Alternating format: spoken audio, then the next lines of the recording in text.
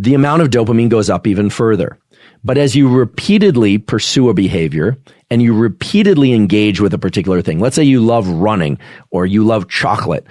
As you eat a piece of chocolate, believe it or not, it tastes good. And then there's a shift away from activation of dopamine. And there are other chemicals that are released that trigger a low-level sense of pain. Now, you might not feel it as physical pain, but the craving that you feel is both one part dopamine and one part the mirror image of dopamine, which is the pain or the craving for yet another piece of chocolate.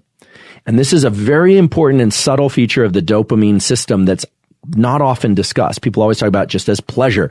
You love social media, so it gives you dopamine, and so you engage in that. You like chocolate, it releases dopamine, so you do that. But for every bit of dopamine that's released, there's another circuit in the brain that creates, you can think of it as kind of like a downward deflection in pleasure. So you engage in something you really want, and there's an increase in pleasure. And then there's without you doing anything, there's a mirror image of that, which is a downward deflection in pleasure, which we're calling pain.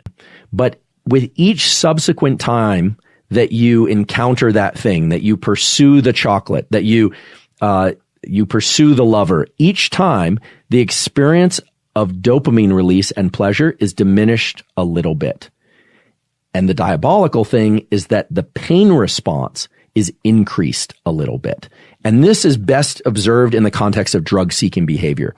The first time someone decides to take cocaine or amphetamine, they may do it out of boredom. They may do it out of peer pressure. They may do it to relieve some internal sense. Maybe they're bored or they're just excited. Maybe they're high in novelty seeking.